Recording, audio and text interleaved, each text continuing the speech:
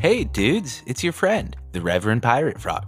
Come join me in the circle with my bearded brother, Howlingbuds, the poet laureate himself, Stoney Alpinist, and of course, the better half of Frapple and my friend, Johnny Apple. Pass to the left and let's have some fucking fun.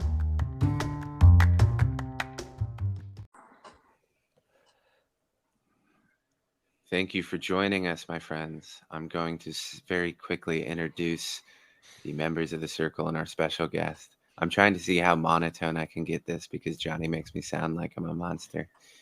Welcome, Stoney. Good evening. Good evening. Thanks for joining us, Howling. Hey, amigos. Hey, Johnny. Sup? What's up, Patty? How you doing, Grateful? Hey, man. I'm doing all so right. glad How are you you? could join us. Oh, I'm wonderful. I'm very Glad to be excited. here. Johnny said he would lead this one, so I'm excited to see where we go. It's almost exactly how it happened. Word for word. Yep. No, grateful, man. Thanks for finally fucking joining us in the circle, man. Glad to have you. Yeah. Thanks for having me, man. It's good to be back with the rest of the crew here. So I gotta like ask. How you made that like it was his fault. Thanks for finally joining us, you dick. Fucking all busy and shit. Well, yeah, it wasn't my fault. Was it? It was probably my fault. God damn it. But dude, so Instagram, man, you're kind of like going famous and shit with all these reels. You and Nerd Girl. What's up with that, man? How'd that happen? Man, you know, it was obviously, you know, he was hanging around Cultivation Conversation Discord and you know, we got to know him a little bit more here on YAG, and we just ended up connecting over on Instagram and started just kind of organically. We just, you know, would BS all the time. We ended up talking a lot, and we're like, let's make some funny videos. And it just kind of, it felt natural, you know. We were having a lot of fun with them, and it's been a lot of fun. Yeah, it's always fun when you see it because you guys are generally enjoying it. So it's always good. I wanted to say it's hard talking about Nerd Grows because he's the only guest who said no to come on the show. I quote, "Fuck no," I believe is what he actually said. Oh no, that was the nicer version than what I got. Yeah, and usually I'm the one that gets all of the nasty ones. So I believe it was something along the lines of, "Why would I taint my shit with your shit?" You know, like I don't want to get into the behind the scenes stuff. I think he likes mixing shit, so I don't know. He's a good guy, dude. You guys make me laugh. He's really, really sweet, man. He's we talk a lot. I mean, like, you know, he's become one of my really good friends. So, you know, it's been cool. I'm not biased at all about his red beard. So I just want to point that out. It's not just that he has a red beard.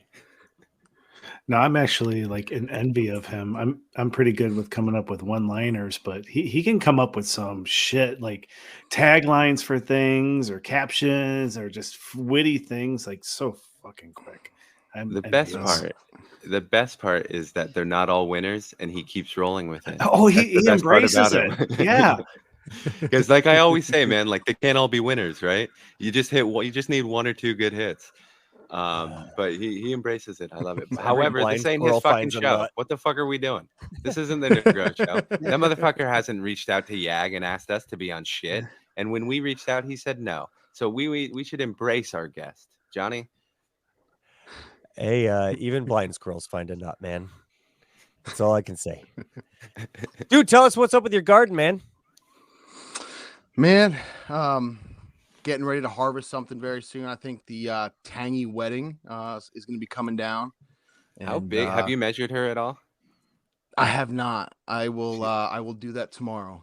She's a beauty, dude. Yeah, man. She I can't believe the bud structure. I mean, just all the way up on every single branch is just covered, and huge nugs. I mean, they probably some of the bigger nugs that I've ever grown. So what does she smell like for you? You know, I can't quite put my finger on it, but I definitely like when I hear someone say like that tangy kind of like something a little funky, something going on that I can kind of place it there, but there's something that I can't quite get. Yeah, I get that earthy tone that comes through it. It's been in my jars now for about a good month or so, and it's definitely it's a daily one for me. It is an absolute beautiful during the day. I love it. It's got the citrusy tones. It's got all of what I remembered from that tangy, but that tangy was almost like candy, where the wedding kind of really brought in a real earthy tone to it, gave a lot more depth to it, a little bit more savory notes to it, and even some of that like kind of funky umami, which is, I hear that word funky come out of it, but it's that weird kind of sensation right in the back of right in the front of your throat and at the back of your tongue. It just kind of gets into some spots back there, and it is just I think it's great for pain and relief. I think that's what drives with the wedding as well. But it does give me that kind of midday pickup with the tangy. Still makes me want to be creative and keeps the positivity. So it's a fun one. I think you're really, really going to enjoy it once you get it into jars. What a fucking smoke report! Excited. I know. What did he say after funky? What was after funky? I already forgot that one. I was going to say, was that it? As Gonzo as it gets, the moment review. Yeah, that's Gonzo, man. It wasn't scripted at all.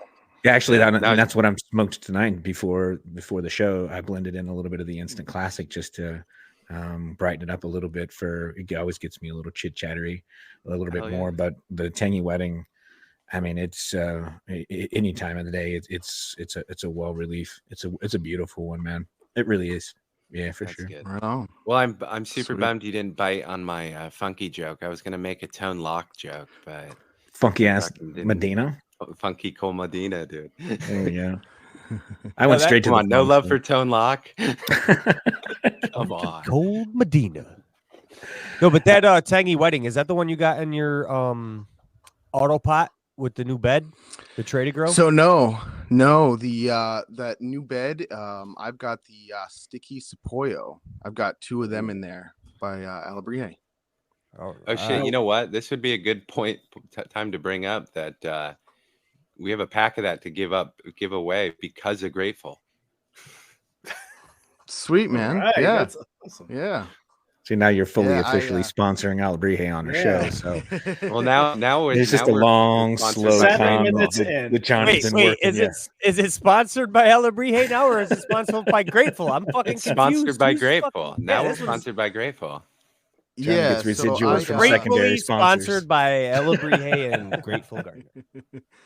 Yeah, man. I was able to go down to the Virginia drop, and so I got to meet the man himself, his wife, and they had some other guys there. The Chronic Carrot, he was the one that actually did the art, and I got to meet him, and I thought that it was cool, just to be able to get a pack for somebody within the community that couldn't make it there, just a way for me to kind of give back. Super cool. It's amazing, dude. You got me a pack. I can't wait to grow them. I mean, for sure. We'll get those out. We'll get to it eventually. We'll just hope nobody remembers, and then it'll be weird that 2 YAG members start growing it at the same time. People are like, what the fuck? Weird. Yeah. Weren't those limited? Tell me about those. We'll definitely give that away in the future. I just wanted to bring that up because it's perfect. Go fucking stalk Grateful's post so you can be like, I'm gonna win that shit. So tell me about that pair that you've got sitting in that bed, because one of the things I'm curious about is how identical the 2 of them are, kind of sitting next to each other. So tell me more about it. So I definitely did a good number on a lot of my plants this round. I stunted a majority of them. We had that little bit of cold fluctuation, and I had a bad, just battling to keep my humidity up. And so they're on a little bit of the smaller side. I didn't do them justice, but they're doing really well. I mean, I was quite. Did they stay consistent? Even in the stunting, did they stay kind of level with each other, or? So what I noticed from, say, if we're looking at the bed, the aqua valve's on the right side. The plant closest to the aqua valve is actually larger than the one furthest away. Interesting. So I did notice that, and I made sure that my bed was level. Maybe I wasn't getting enough water to one side, I thought, but I think there's probably a few variables that I'm dealing with starting this bed off. Probably just a a handful. That's I'm interesting. so glad that you brought that up because So the valve's in the wrong spot. It should be more on the long side of it. Yeah, I mean, maybe that the by the time the water's getting there, more of it's getting It's sucked not up getting by the to the plant. long side of that tray because there's so much yeah. fucking soil trying to suck it up. It's getting real dry to that. this is, you know what? I noticed this. My strawberry milk and cookies is on the side with the valve, and all of a sudden she just blew up, and she's twice the height and size of the one. They used to be like neck and neck, and then once they really started drinking, that's when her growth just zoomed. Oh, that's shit. That's really interesting, guys. Yeah. Cool. Well, I mean, it's a giant wick, so right. So, and if you're, I mean, but in theory, it fills up and then it sits in there, right? Because it does one sort of long fill. Now, one thing I do notice, I don't, with my bed, it does have that little bit of mesh, like outer, like the whole bottom isn't actually like the grassroots where it's the fabric all the way through. It's actually like that a mesh woven fabric. Yeah. And I'll have to take a picture of it, but the whole side right there by the valve just is all filling with roots, just climbing out right at that. So maybe those roots are just getting a little bit closer into the water where it's just able to suck it up a little bit faster, or over there it's wicking it up. Who knows? What's the age of the plants in that bed? I want to say they're 40s, somewhere in the 40s. Oh, okay. So what are they drinking now? I've got just water in there. No, I mean like 49. how much? So I filled up to the 5-gallon mark 3 days ago. Oh, you fancy with the flexi tank? Yeah, and I haven't filled it up enough. I've been so nervous with this thing, and that I wanted to be able to control those dry backs because my bed's getting up to like the mid 60s. So that's why I was starting to get nervous. You are measuring. I was wondering. No, they thrive. Mine okay. So now it's actually like when they're doing the stretch, it drank a hell of a lot, and I think all those roots started wicking up a lot more, and it shot up to 67% was the highest I got. They loved it. I didn't touch it. I'm like this. They had to have tested this. So I was just like, you know what? I'm going to let it run. This is just going against anything I knew. And it got up to 67%. And it just, the plants were thriving. That's when the one closest to the aqua valve was just sprouting up like crazy. So they can handle that moisture. It blew my mind and I was scared the whole damn time. But I think that's what happened with me in hand watering, dude, is we had that conversation about it. Like we were talking about my moisture meter and I was up there. I was like, holy fuck, man, but they look good. But I was like, man, that just seems super fucking wet. And as soon as I let it back down into the 50s is what I was like generally thinking it was going to be. They were just like, yo, are you going to fucking water me, man? It's like, holy shit, man. It's like those moisture meters tell you something, and the plants do too. They start to thrive with that fucking higher humidity or moisture in the soil. I was surprised because when I was measuring the 3-gallon pots, which is the highest I ever got it never went past like 55%. To see this bed get up to 60s, I was shitting a brick, but there is not a single deficiency or like nothing. It like everything's perfect. And it's just like I don't know what the fuck to think now. I'm done. I have no idea. It flipped my world upside down.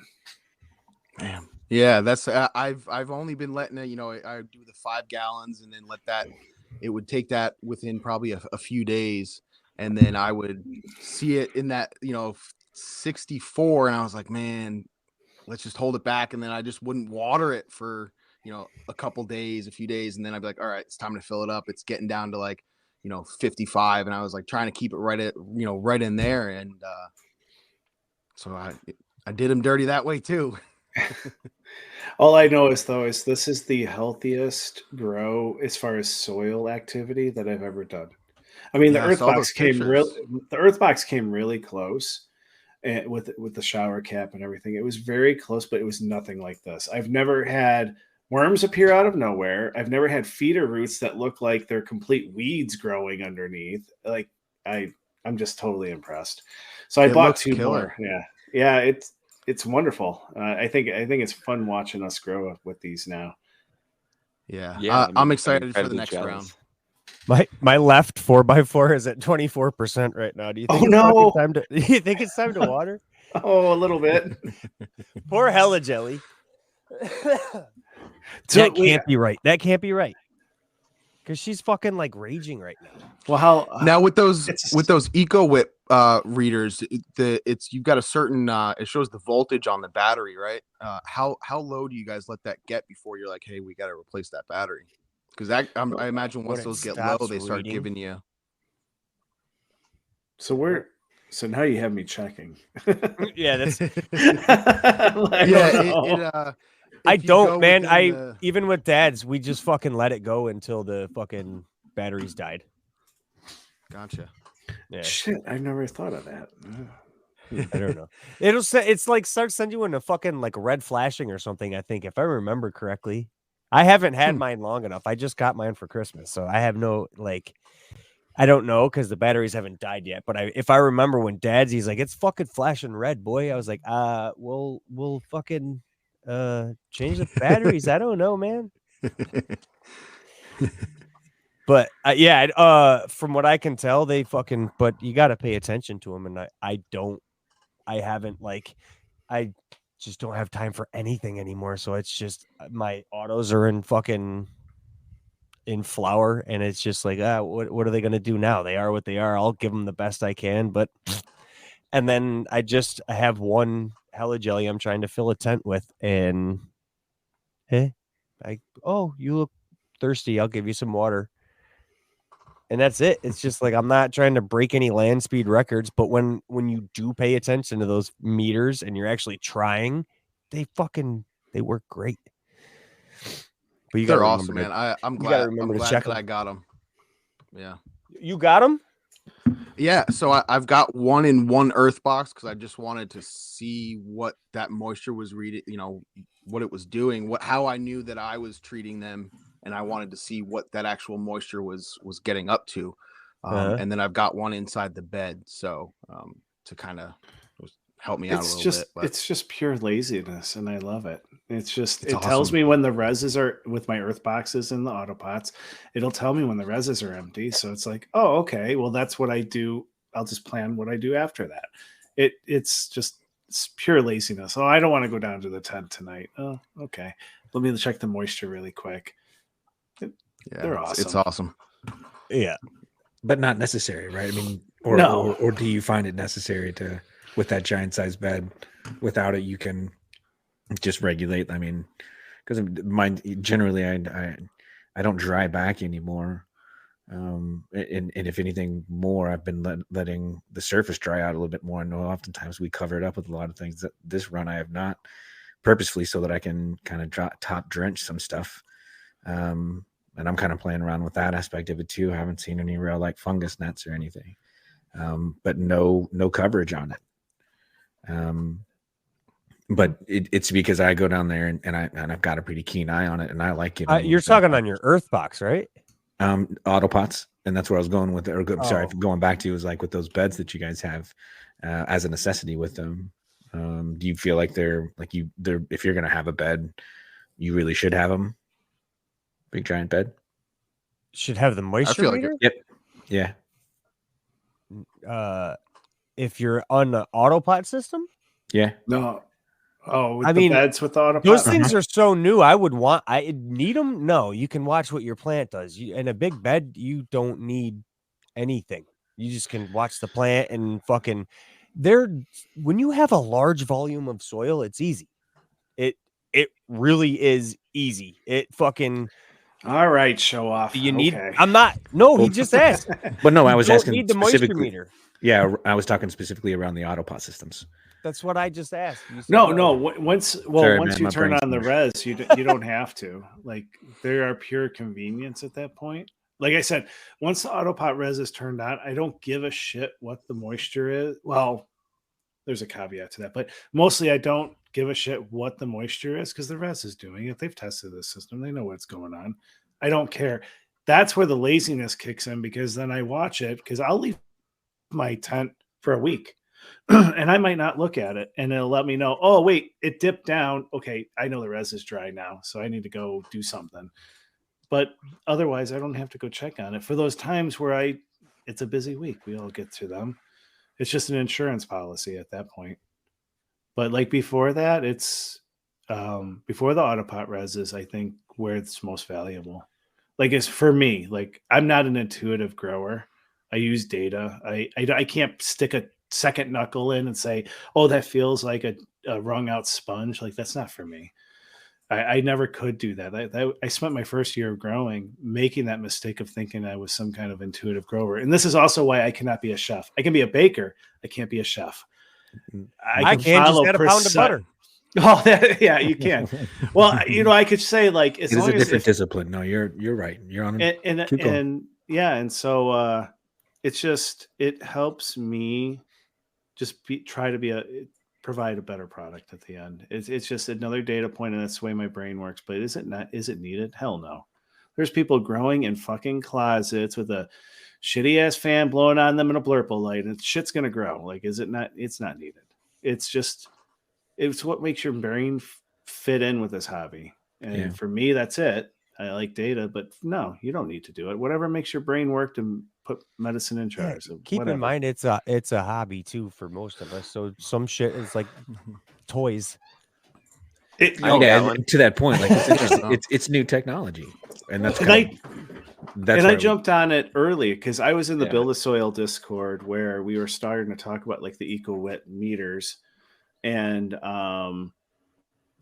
it was me and another guy talking about them, and I think he ended up shipping out a package to Jeremy so he could start using them. And it was a toy at first. It's like, I don't know what the fuck I'm doing. This might help me. Why not? So it's just one of those things. Whatever it makes. If it's your knuckle, if it's an eco-wet meter, if it's, I don't know, licking the dirt, whatever works for your brain. That's how I do it. Just go 2 knuckles. What are we talking about again? How to gauge the moisture. Elbow deep. Elbow deep, yeah. Already more than 2, then you got to wiggle. That's how I do it. Wiggle. 2 knuckles deep, and it feels like a wet sponge. You might have. See, this is why nobody listens, because you make me lead an episode, and we have so much fun talking about other shit.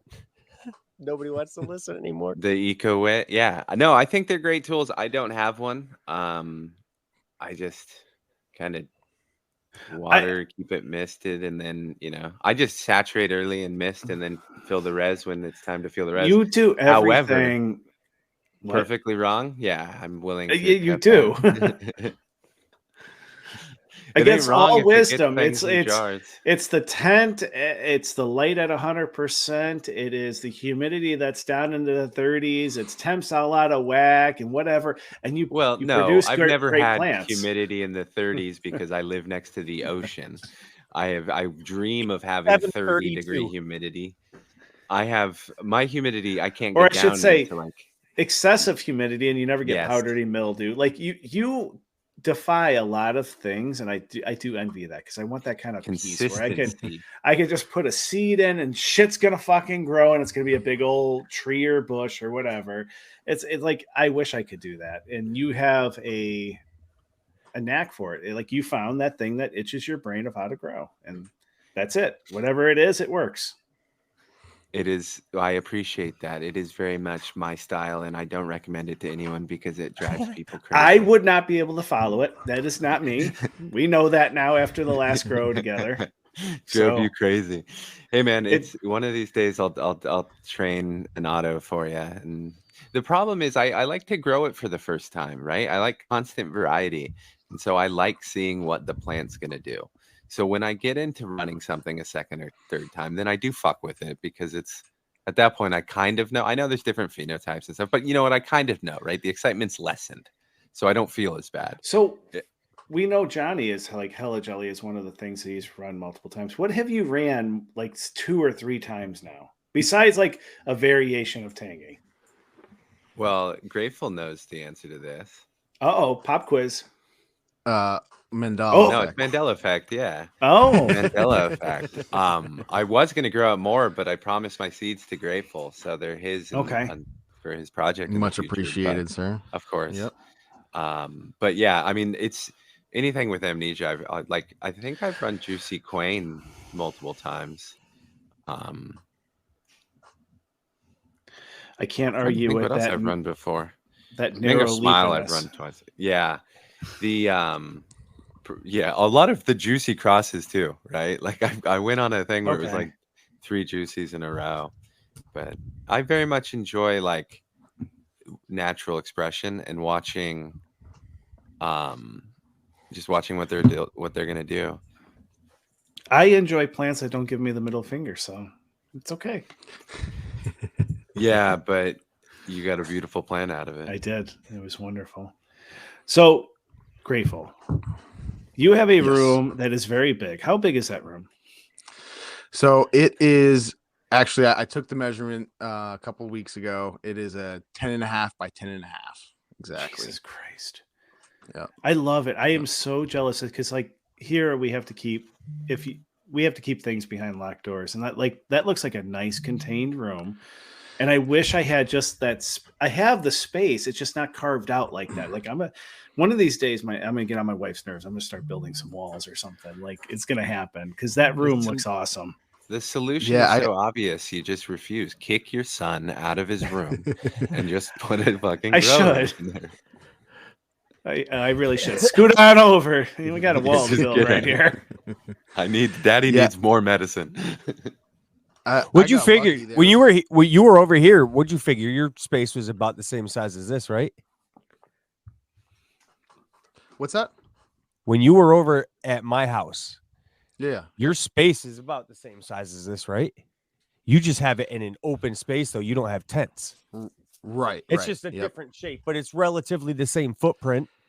It's square. I mean, it's a 10.5 by 10.5 square.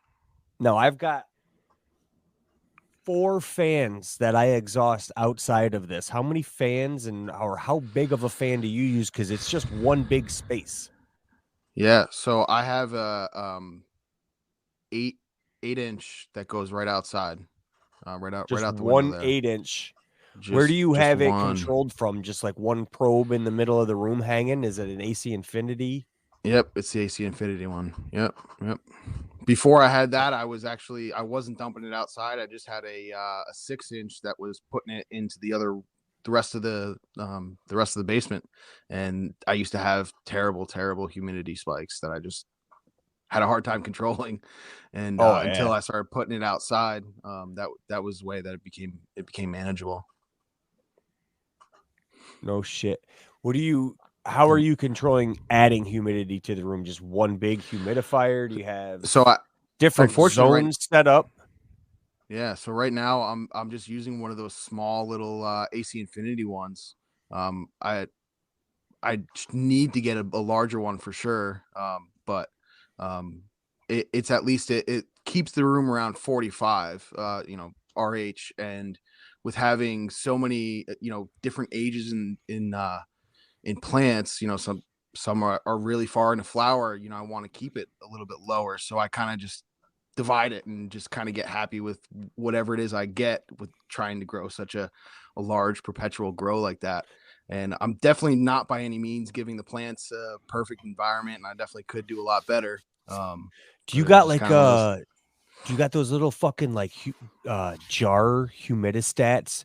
Those little fucking readers that you got any of those laying around? I would set those up in like different areas of your fucking grow room, and then maybe like manage it in different zones. Like you might be able to keep one corner a little bit more humid for younger plants and etc.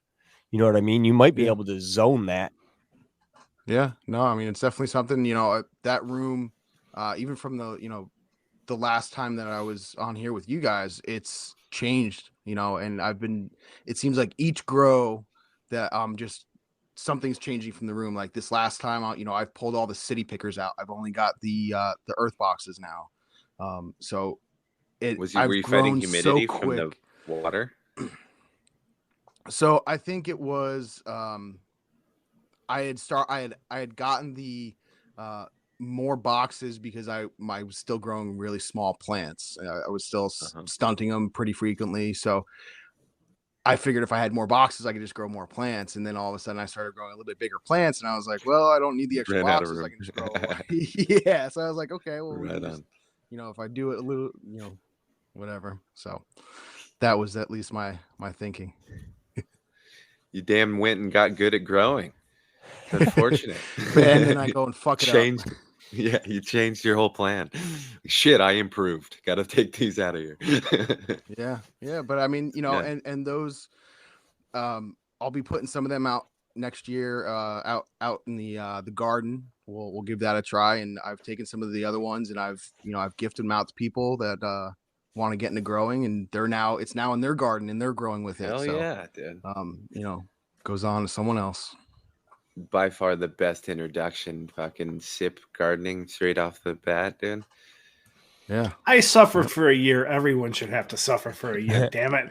I very much agree that you should at least take a plant and hand water it all the way through. Mm-hmm. That is a skill. That you will come to a new appreciation of all the finer things that we have found. Yep. And you'll realize how wrong you've been doing it. You have to do 3-gallon organic living soil, hand water with 5 different cultivars in one tent. You have to do it all like this. Okay, you just want to gatekeep growing. You can't do this impassable it's such a pain in the ass. I agree though, but I just thinking about it, I don't want to fucking water. But you think about when you did hand water and you first got a sip, and you're like, oh shit, they use a lot more fucking water than I was giving them. Oh, I don't think I could hand water the amount of water that they need. Well, it kind of goes back to that stick 2 knuckles deep. It's a sponge type thing. If you went in the bed I have down there, if you went to the bed the bed I have down there right now, it is a full sopping wet washcloth type thing. It's not a sponge that's been wrung out. It is full on wet, and it's kind of amazing to watch. Yeah. So sips are the way. You don't have to guess this. They'll take what they need. It is the magic cheat code to this. It's like the Konami code. That's for growing. Get a sip container. Whatever it might be.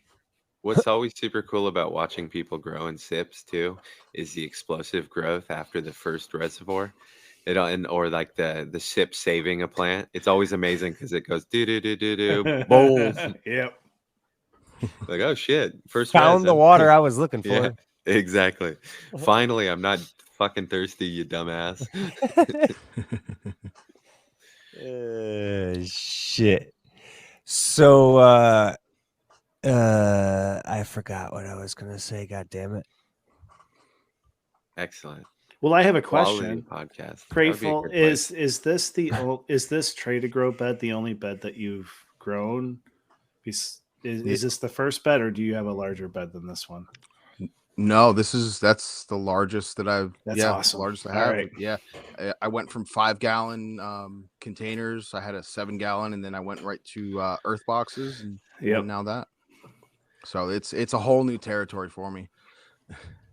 It was definitely. I went from the earth boxes. Well, no, the XXL pots are 13 gallons, so that's probably the largest I went. This was definitely a jump up, and it's pretty crazy. I can't imagine Johnny that's managing a 4x4 bed. This is only 1x3, and it's a whole new learning experience. So I was just wondering your progression with that, and if you found it any different than a larger bed, if you had one. So yeah, no, but I'm definitely enjoying it. I may eventually get another one, or I may just stick with the earth boxes. We're gonna try another round in it and see how I like it. Are you planning to do no-till in it, or? Yeah. I mean, that's what my plan is. I think I've run the course on some of my earth boxes. I posted about that in Reamend. Yeah. Some of it, I just one of them I stunted the heck out of one, and I pulled the box up, and it was just I could literally grab the whole piece of soil out of it. It was just a hard brick of roots and nastiness that it's like I probably ought to just pull them all out. They've all been running in for a year now at least, of just running no-till. So well, as an Earthbox grower, I have to thank you for your sacrifice, because we now know sub 1 year optimal time for rerunning an Earthbox. Yeah. So, but it was a good run. I enjoyed it. Yeah, so quality medicine. We'll set her up for another year. Hell yeah, man. I will say it's one of my favorite things about watching you grow is we have similar tastes in what we like to grow. So I just get to watch what I want to be grown on a larger scale, and it's fucking awesome. But do you have anything you're excited for any of your upcoming waves, or are you still deciding? So my next run after this, I'm gonna be doing I'm gonna try whole room pollination. I've got Shit. I've got a strain, the 91 grapefruit, and it's a reg, so I'm just gonna plant, one in each, and we're just gonna let her rip and see what happens. See how many males, yeah, whatever comes up, and whole room open pollination is fucking epic. Yeah. I've had some people tell me like, oh, maybe you shouldn't, and maybe you should do a little smaller, bring a male off to the side. I'm like, this is the way I grow. So if I'm gonna try to try to get seeds for my style of growing, I might as well grow it in my environment, and whatever works out best is what's gonna work best for me. I think you just gave me an anxiety attack. Oh man! You'll get to watch it. Shocker.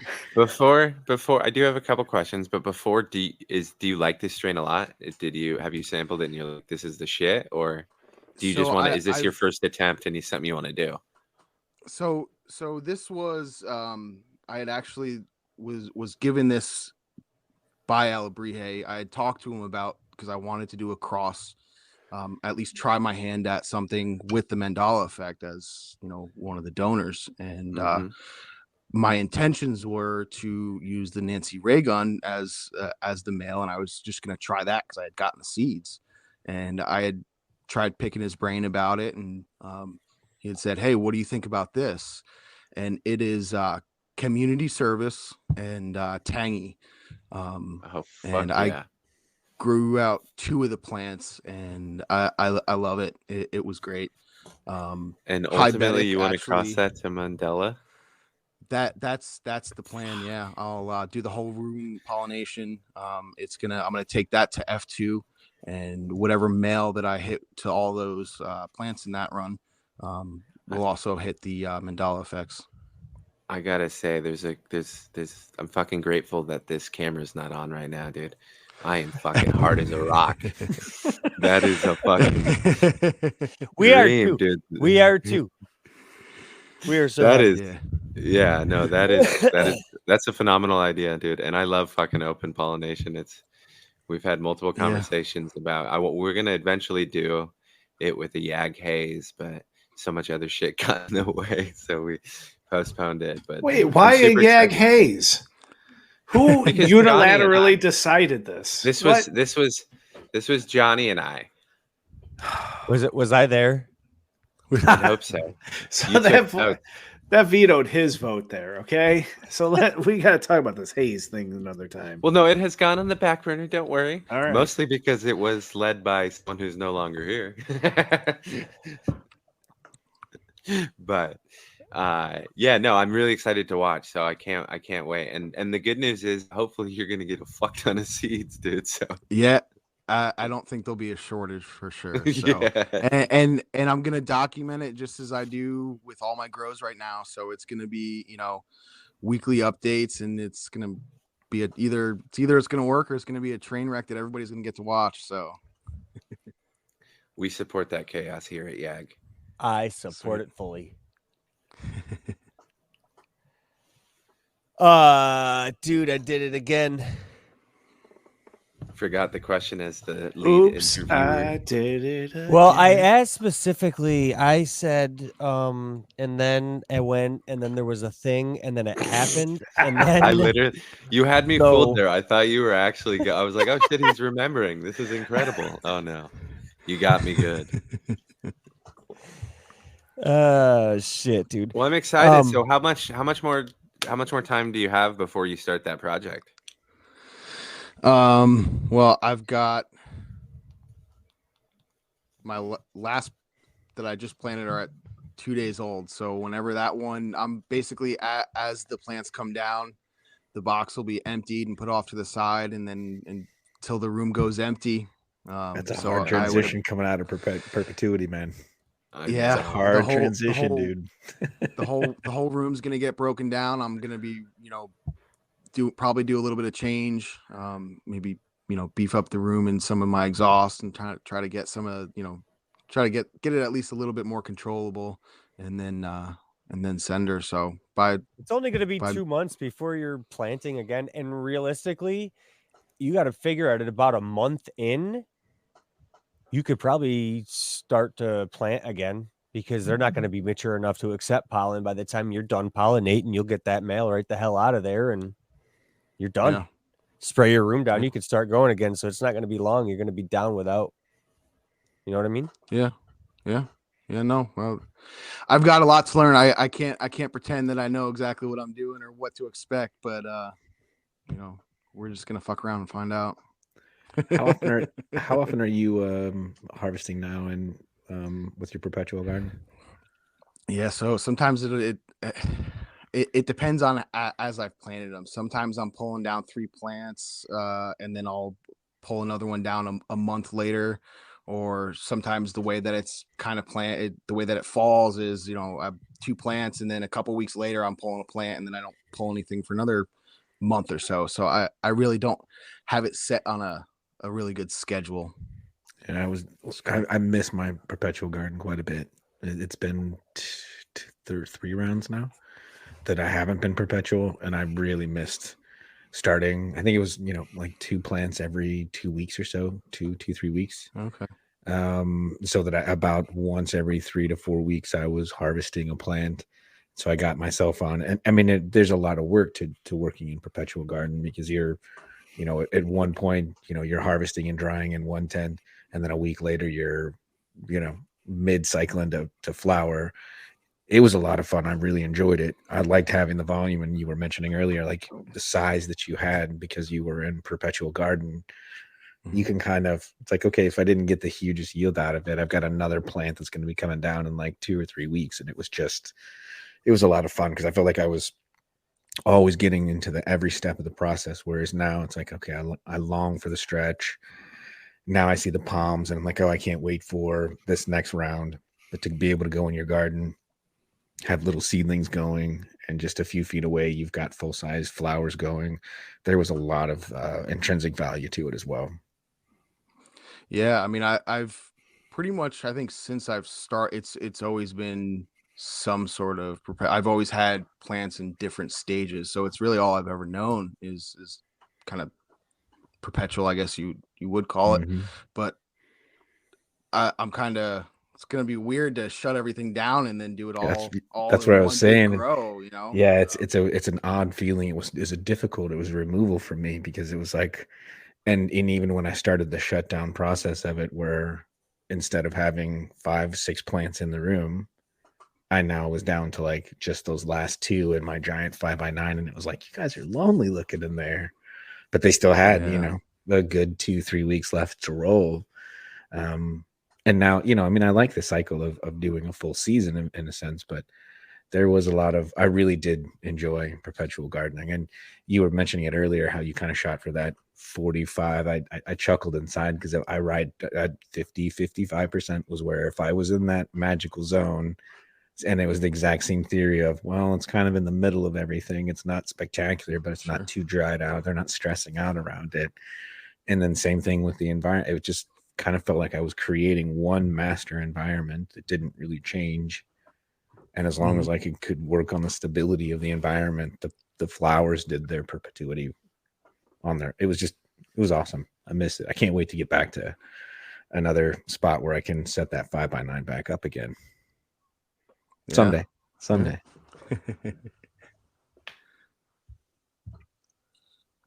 Dope. That was an awkward pause, by the way. Why does everybody keep leaving the shit in my hands? Oh, wait, it is in my hands.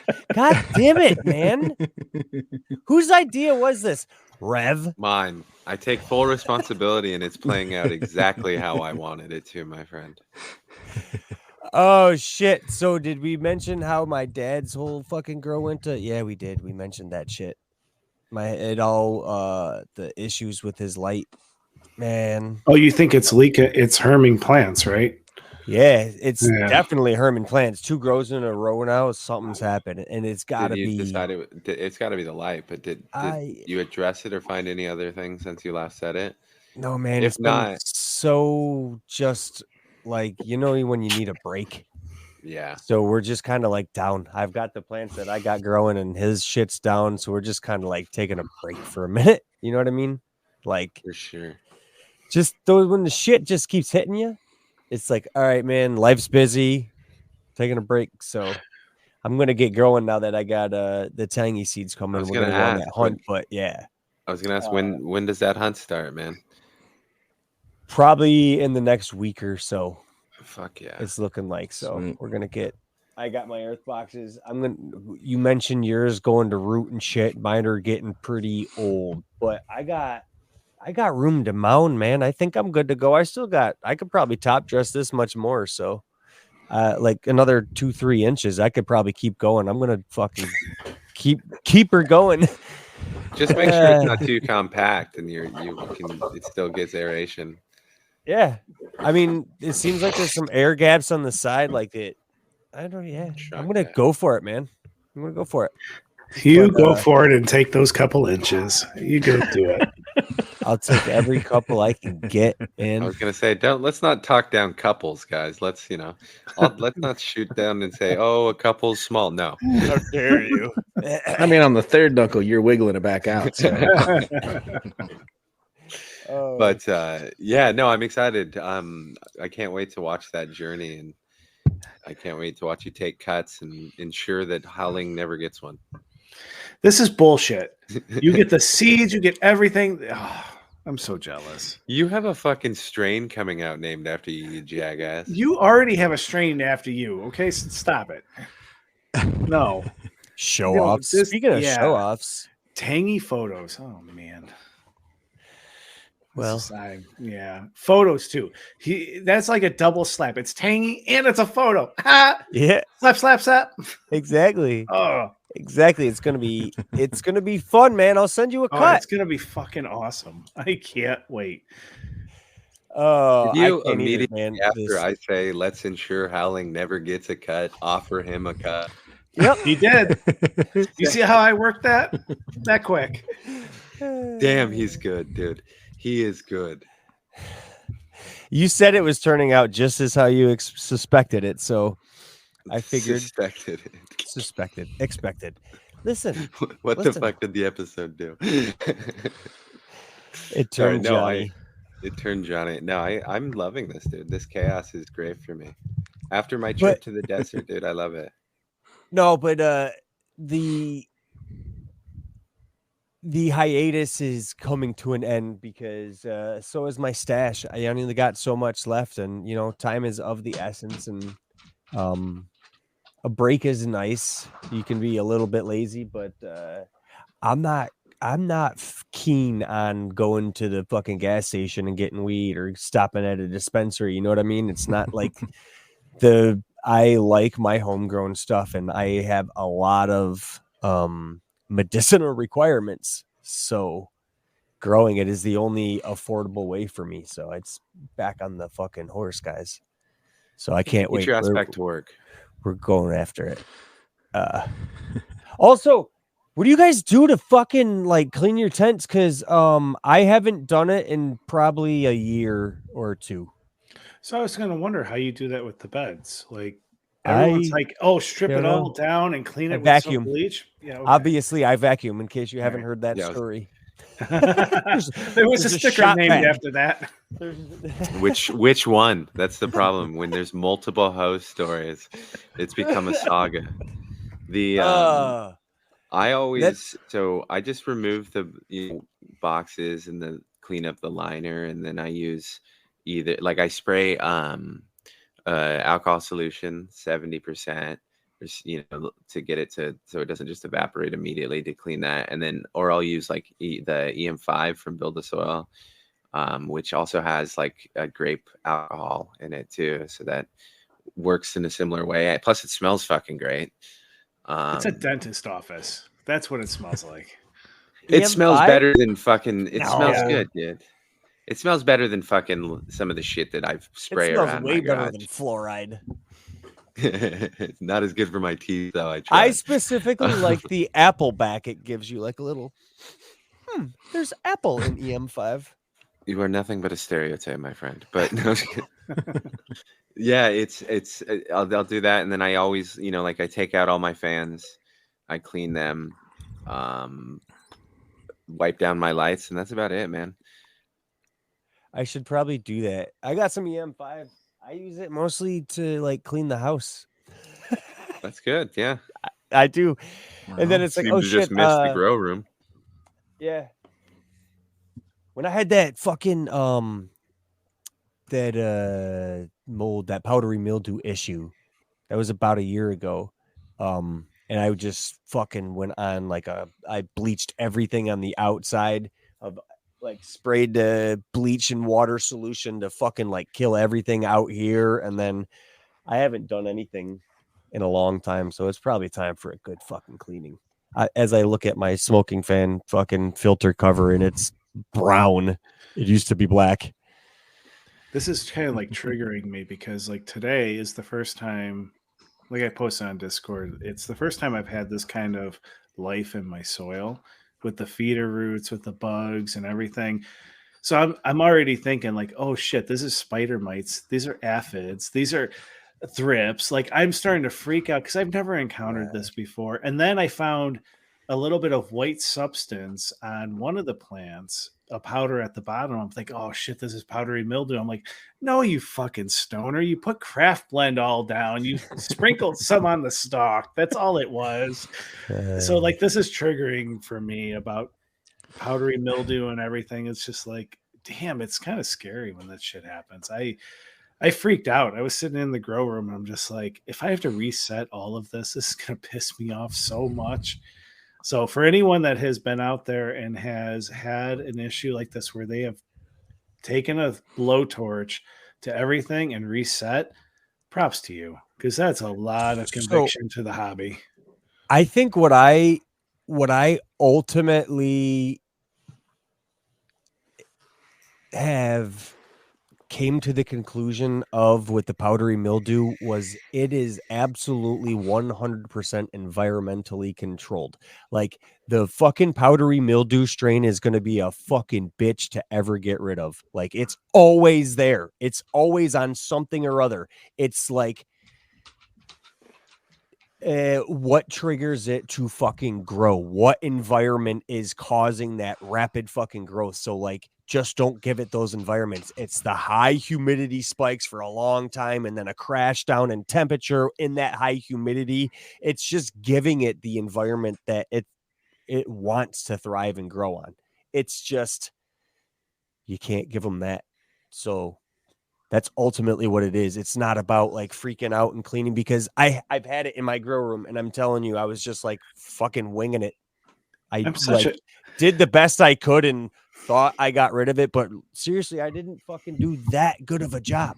So I know it's not gone. It just haven't fucking given it the environment to thrive again.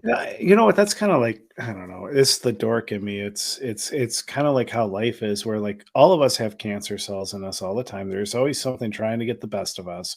You just don't give them the environment for it. Yeah, that's really what it is. It's spider mites or powdery mildew or all these things that are in life. You just don't give them the things that they like, and that's it.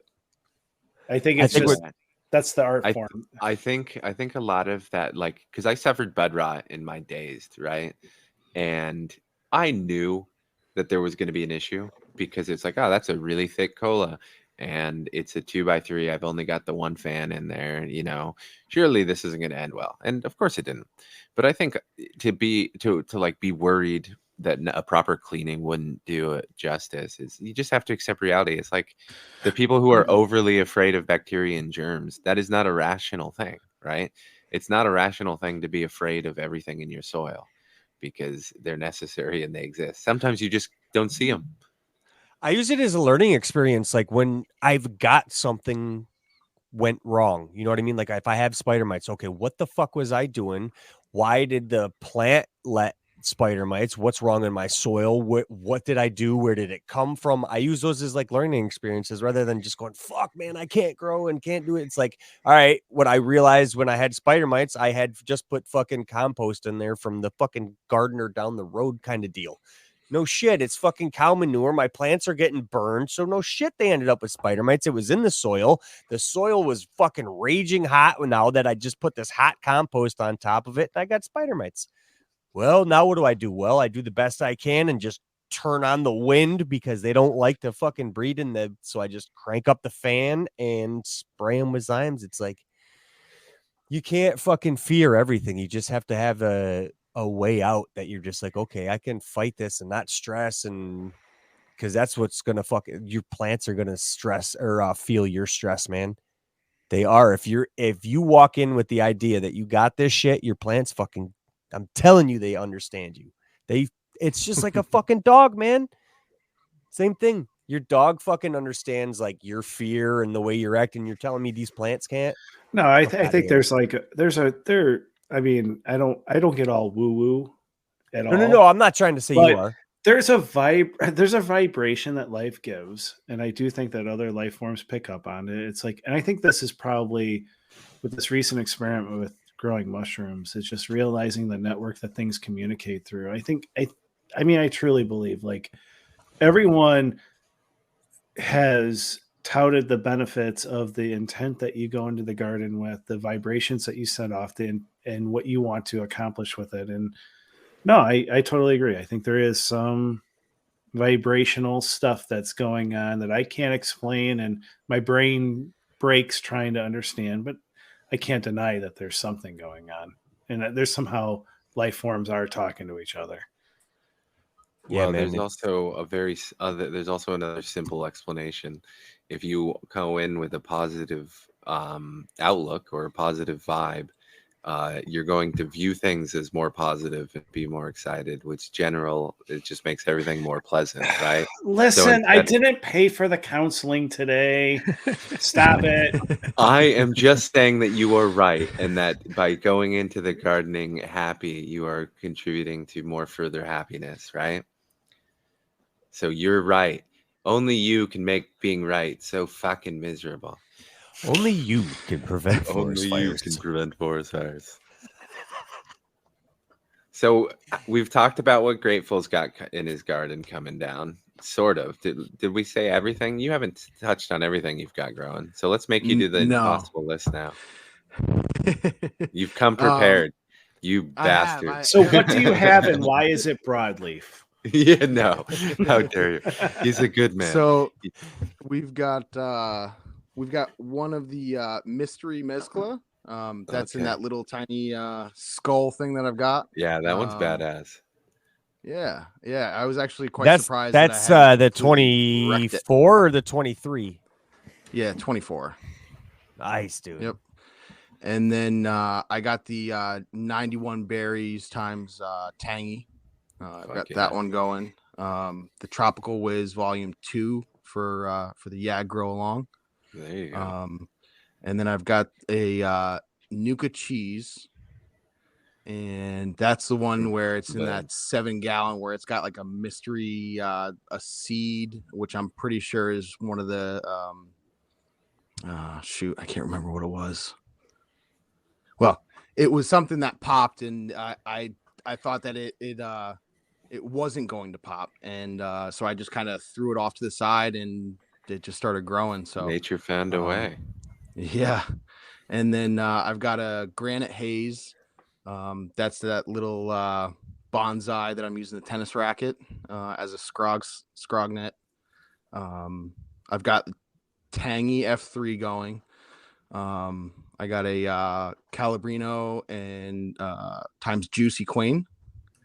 And what else? A Grape OG times True Mac. And that's it. Wait, so you said you had a when you said Calabrino, did you say is that the Calabrino Funk? I believe so, yeah. Times Juicy Queen. Yeah. Who do I have Juicy to kill Queen for is those? a winner. And Calabrino Funk is actually a pretty good winner here. So I'm enticed here.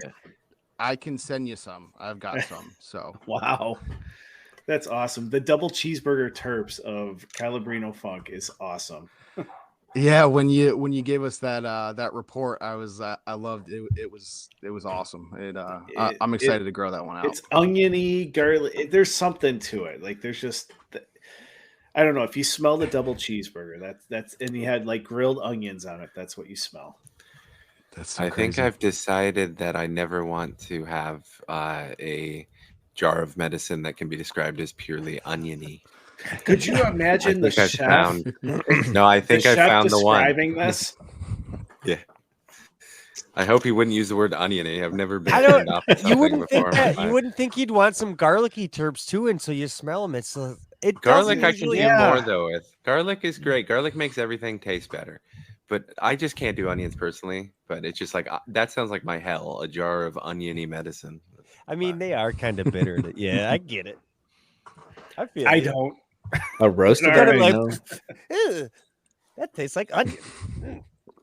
I've personally, like, my disdain for onion is obvious, like I obviously don't like them, but I've never had a dish and been like, thank God there was a bit of onion in there.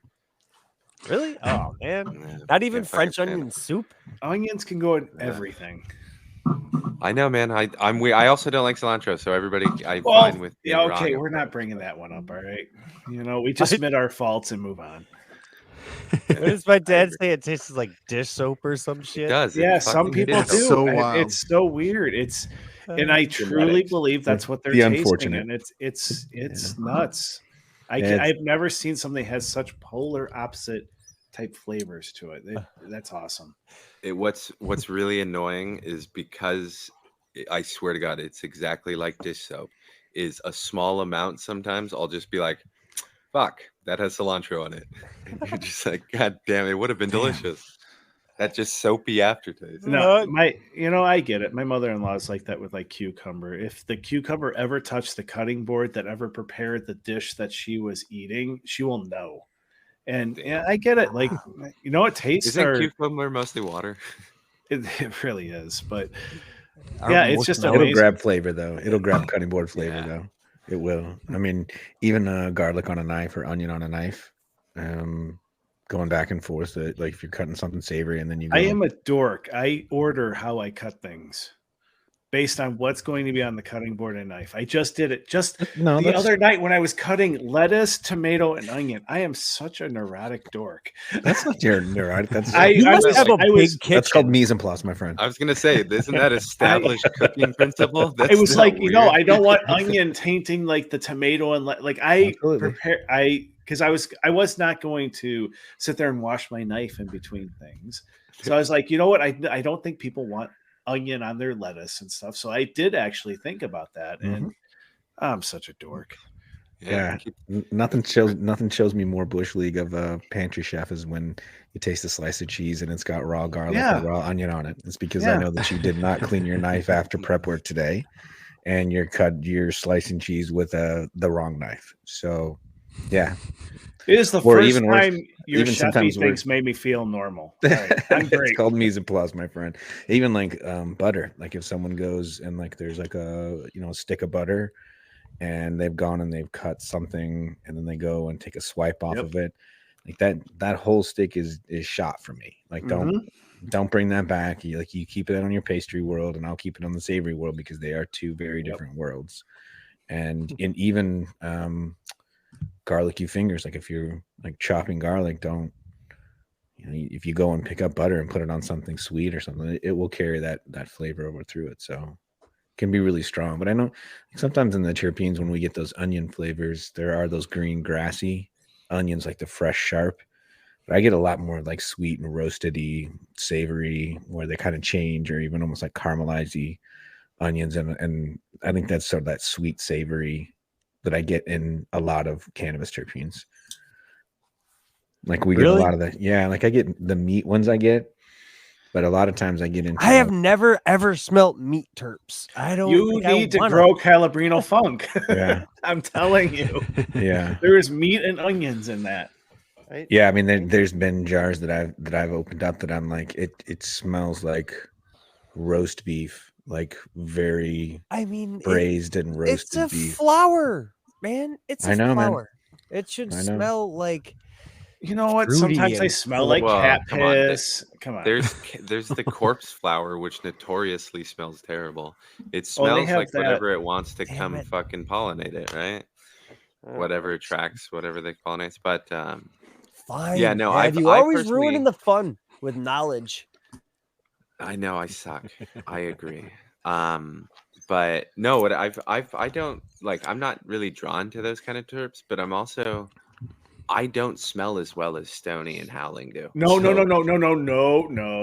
Well, I smell better than I taste, but I'm actually quite terrible at it. I can tell you just can't describe it. I could tell you points on a spectrum, but like Stoney can tell you this minute details about it, which is just so awesome. I can't. I could tell you beginning, middle, end. That's it. You have to practice that, right? It's an art form. It's time. It just takes a lot of time and it's taste connection too. So when you start to free associate in the smell, like I said, I could open up a jar and it's not just like I smell meat or I smell beef. I smell braised, very specific chuck roast from the fattiness that's been caramelized. Like there are more depths and elements to it. Like, and then there's even been ones before, like I've done some where I've opened up and I was shocked where I smelled like grilled pork because it is a different flavor profile and aroma profile and grilled pork.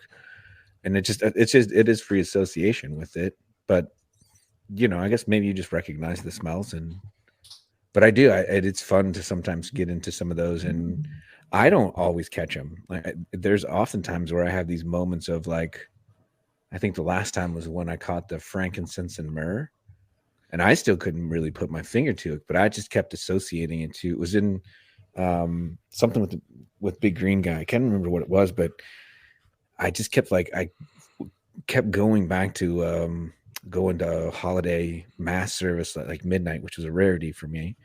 And I remember the little kid wearing the robe, swinging the metal can that had smoke puffing out of it, and I just kept going back to that, and so. I went and did a little bit of research. I was like, oh, there you go. The most common things that were put in those things are frankincense and myrrh. And so then I went and looked at the profile of it was a citrus and it just broke it all down. And I'm like, okay, that makes total sense. So there's times when I don't even know what the fuck it is. Yeah, I'm just connecting it to something. And then there's times when I'm opening it up and I'm like, holy shit, that is a very specific Luxardo cherry, or that is a wild berry, that is a dried cranberry, and I can get to those notes too. Some of them are really simple, but some of them are really, really complex to get into. Well, I don't care what you call it. It's fucking impressive because my brain smells it and it goes, that smells good. It smells like weed to me. All right. It smells better than the most of the weed I've smelled. Well, I struggled in the first, I don't know, when I started really understanding the gassy and you started hearing these and all the descriptors, especially in a lot of the community that we're in, we hear gas. To me, that's hard because there's hundreds of different kinds of gassy smells. And so when they'd say something was gassy, I was like, okay, what kind of gas? Like even the ones that we were talking about, the cherry, when we were talking last time about it, like the gas that I had was more of a butane style of gas. It took me to like a blue flame or something like that. Like when you have the Burns-O-Matic at a really low heat or low gas, and it's just kind of that blue floppy flame that's coming out. Like that was the sort of gas that I got to, not like diesel fuel.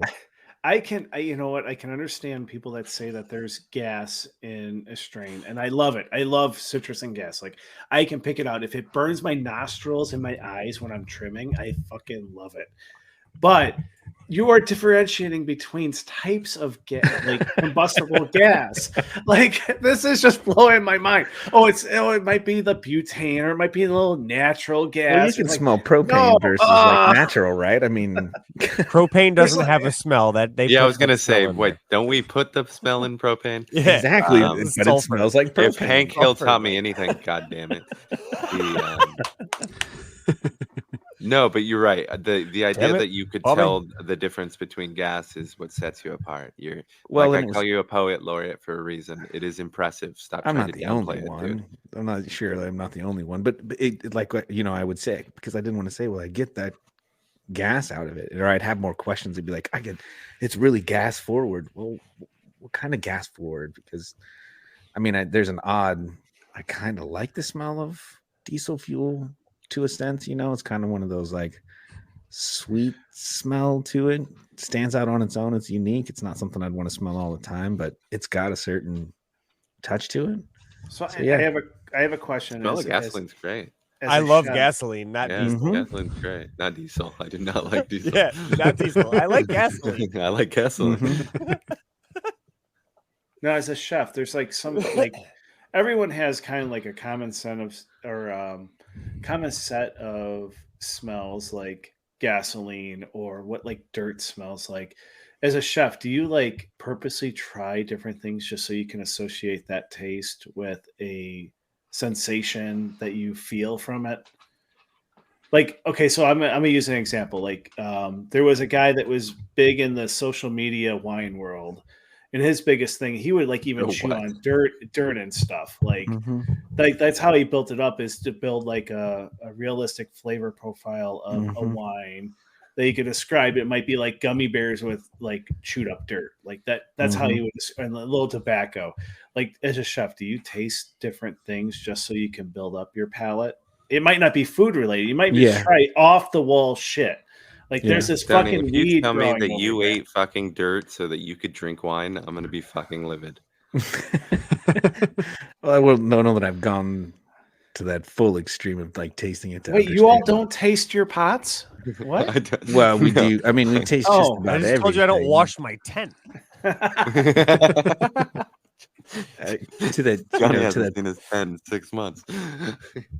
A lot of it's repetition too, and maybe that's let's stay on that as an example. If you've been, so I think I've been a chef officially now. Like I guess I've been paid to be a chef, so I guess that would make me professional for 33 years. So I've seen a lot of different citrus. I'm not going to say I've seen every single one of them, but I've seen enough of them individually to know that when someone says to me it smells citrusy, that it is easy for me to say that I know what a tangerine, I know what a lime, a lemon, a grapefruit. I know what all of these citrus.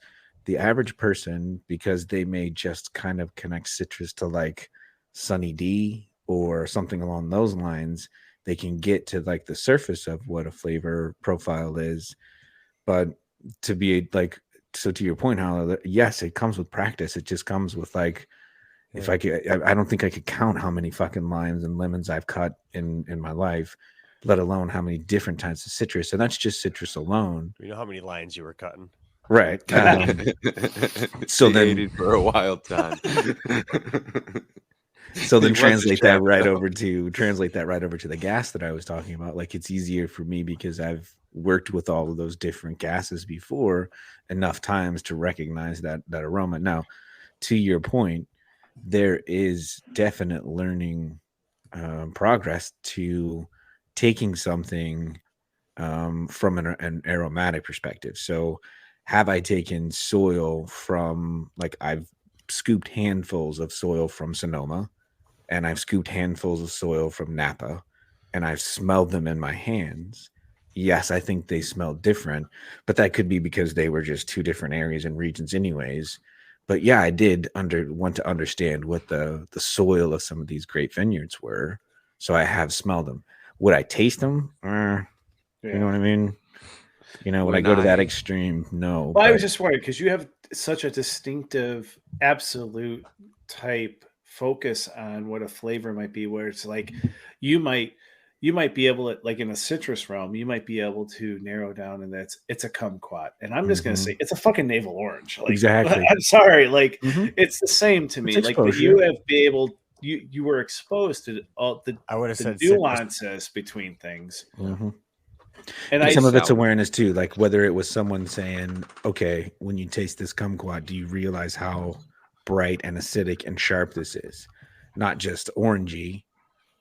What was the description? of it. Tell me more, use better words for it. I mean, my mentor was very verbose in the way that he described food and wine, and he also taught me how to interpret and taste things. And he would just say he wouldn't accept citrus. He'd, you know, like, what else? Like, that's not good enough. Like, what else? What kind of citrus?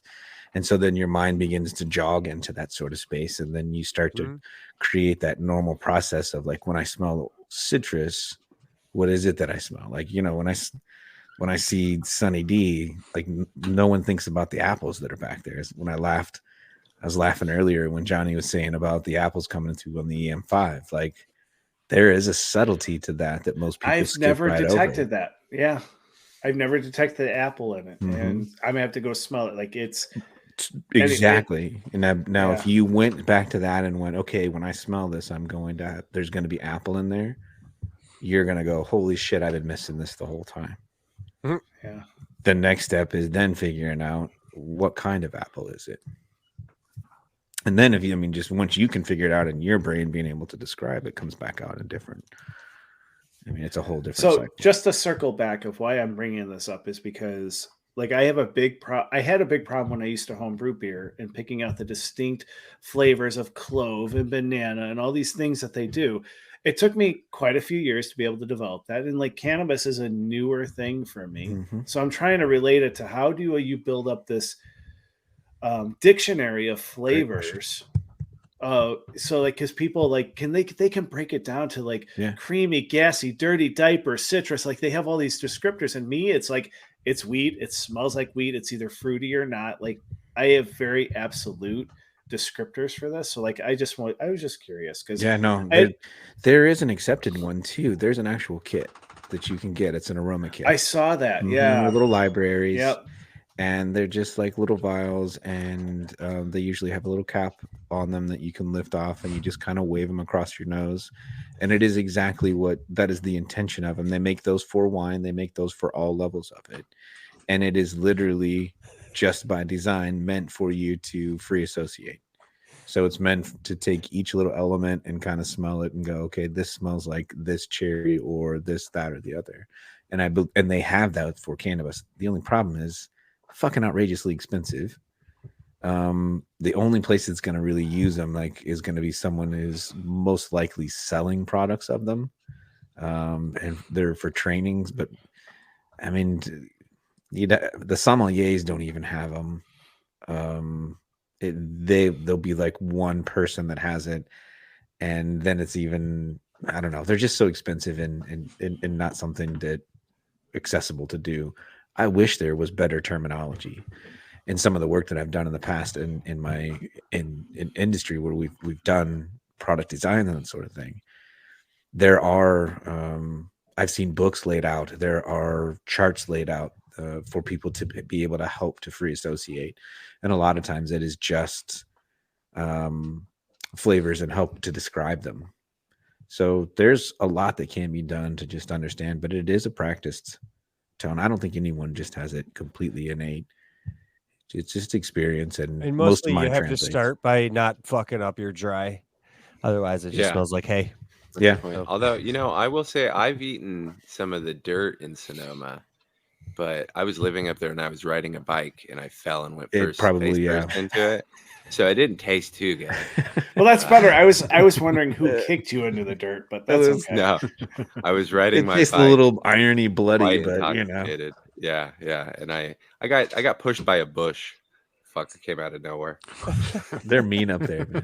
Fucking rude. It was a rough morning, but that's a long era ago. All right, guys, I get to ask a question that I get to randomly make up on the spot once a circle. And I've been thinking about it, and I have a pretty good one. I'm still thinking, as you can guess, but I just figured one. We'll buy you time. Yeah, thanks. I just got it. What is everybody's favorite thing to do when spring first shows up? Like, what is you most excited for to do after winter? I'm going to start with Stoney this time. Let's go high and then ultimately end on a low note. I've been cooped in so long now. I'm ready to get outside. I've already started cleaning out the beds for the gardens. So the first little signs that are poking through my eyes are like scanning the ground, trying to see the little first flower. I've got got my eyes out for that first flower for special reasons this season. But I can't wait to see the first bits come out. That's really the exciting part for me, is watching the first buds come out of the ground. Oh yeah. Any one particular activity you look forward to doing in the new spring? Man, more gardening. I just got my shipment from Baker Creek Seeds, and I've got probably 8-10 different flowers going in this year. Give us and some highlights. Anything that you are particularly excited to grow? I've got dahlias are my new favorite flower. I've got 3 different sunflowers, rudbeckias. I've got some bee balm this year that I was really excited to see. And I've got a moonflower. So it's a morning glory flower, but it gets giant and it blooms at night. So I'm really excited for that one this year. And then I haven't even begun to think about what my vegetables might be, but flowers so far. I'm excited for them. Yeah, they'll be beautiful. What about you, Howling? We just had it recently, a little kiss of spring, and it got pretty warm out. I think it was almost in the upper 60s. And it's to be able to be free with my son and my dog. They are both high energy. Well, we're all high energy people. And to get out into nature and to do something, just it kind of drains it pretty quick. And the other day I took them it was something simple. It just took them for a walk and took them to the park, and they all got to enjoy everything. And that was therapeutic. So that is my favorite thing, is enough to take those 2 demons out. Serves you right. The mongrels. I'd like to remind you could have been done. Moving on to Johnny. Dude, I can't wait to take my shirt off and get some fucking sun, man. I need some vitamin D in my life like you wouldn't believe. Oh, I knew that. I haven't been there in a while. I apologize. Well, that's a good answer. So your only excitement for spring is quite literally just to go shirtless. Dude, I need the sun, man. I fucking miss it. This year it's just all that's all I want. I don't you know me, man. I don't fucking schedule. I don't have. You gonna go shoot some fish? I just live life like a fucking hippie, like a gypsy. Actually, do you ever go shoot fish in the spring, or is it more of a summertime thing? Carp you can take by bow in New York or March 15th to like October 15th or something like that. Right on. Yeah. Excellent. But like you can pan fish any time of year, really. So that's like crappies and sunfish. I might have Dad take me out on the boat just to put some fish in the freezer, but mercury and poisoning and all that. It's also really true, yeah. Heavy metals, yay. Hey, yeah. So no, man, I just want the fucking sun back. I fucking Stoney was talking about seeds, and Ella Brihé also sent me some fucking loofah seeds and some butternut and some beans. Yeah, man, it's gonna be dope. Are you gonna grow the loofah on the trellis that you have over the bed? I'm not sure what I'm gonna do with it, but it sounds like the shit is like you need one little plant and it's gonna give you enough fucking loofah for the rest of your life. So I might do a bunch and maybe fucking like. Yeah, maybe have my mom do all the work to like clean and try it and have her sell them or something. I don't know. Fuck it.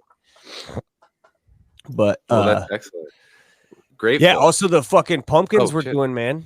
Oh, that's right, dude. That's what that's what we're supposed to do this weekend is we are getting the garden ready this weekend. So fuck yeah. I got to start planting the seeds and planting it out because it's about that time. We're about 6 weeks away, so it's time to plant. I can't wait for this monster. Yeah. I'm excited. Now, Grateful after that false start. What about you? What's your favorite? Man, it's gonna have to be the garden for me.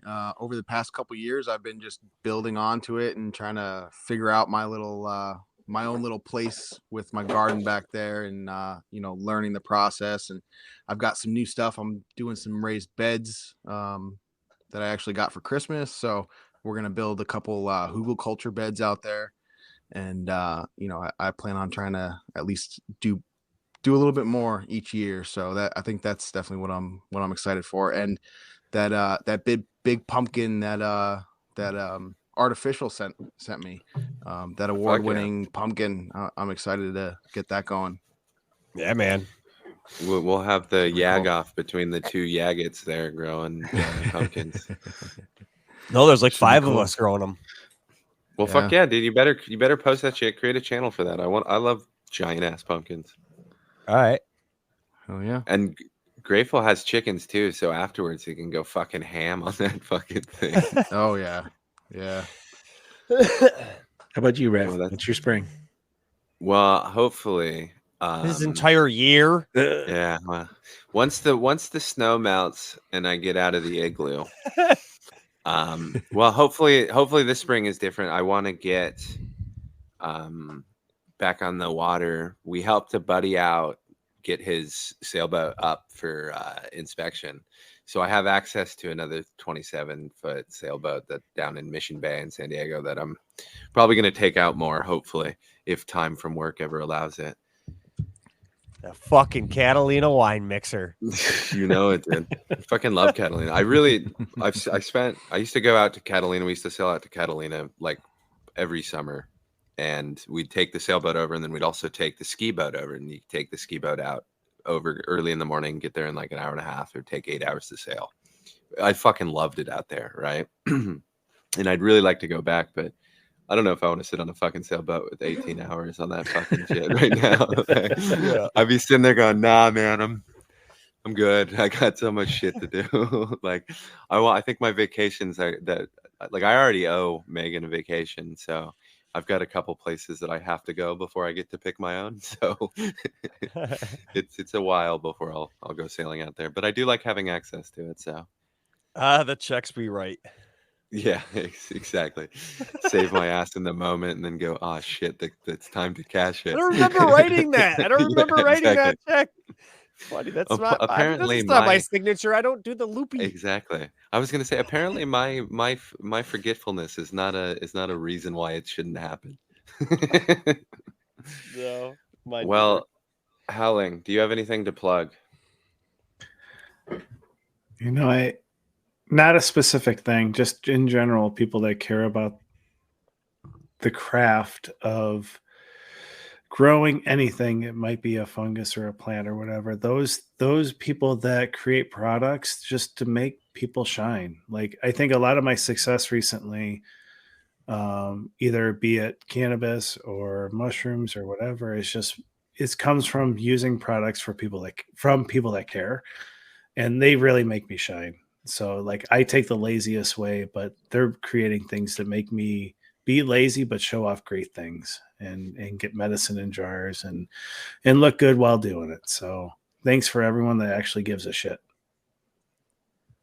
What a solid one. Johnny, you're not in your head. Follow upon. I don't have a fucking thing to plug. Thank you, my friend. Stoney. Yeah, big one this week. Keep your eyes peeled. So this episode's coming out probably on the Sunday. Not probably, it is coming out on the Sunday. Keep your eyes peeled next week. We had someone from our community that felt so grateful for winning one of the competitions and is so community driven that they actually sent me a load of beans to send out. So I'm going to be doing a giveaway clicker next week. Keep your eyes peeled for it. They wanted to remain anonymous against my angst, because I always wanted to let people shine for, passing on this good stuff, but they wanted to just stay anonymous. So it was a hard decision, but I think it's best if we don't tell people it was from me. Dude. So really excited with it. I just got him a little while. We had a conversation a long time ago, and I was like, hold on to him, send him my way. We will get him out. Because we've still got a couple more giveaways going for the Night Owl Grow Together. So keep your eyes peeled next week for a community-driven giveaway with some incredible beans. It's an incredible pouch. So can't wait to get those out. Oh, yeah. And before I throw it to Grateful, I want to thank him, one of my favorite people, for joining us yet again. What do you got to plug, dude? I think I'm gonna go with the community like I did last time, man. All the people that have always, shown me love, keep talking to me. Nerd Grows, Alabrije, New Moon, all those guys that are, always chatting it up with me and, always showing me the love. I appreciate everybody's support. What a beautiful sentiment. And we're going to end on that because I ain't got shit, homeboys. Thanks for listening, my friends. Thanks for listening, everybody. Yeah, Thanks, appreciate amigos. you for what we do. Later.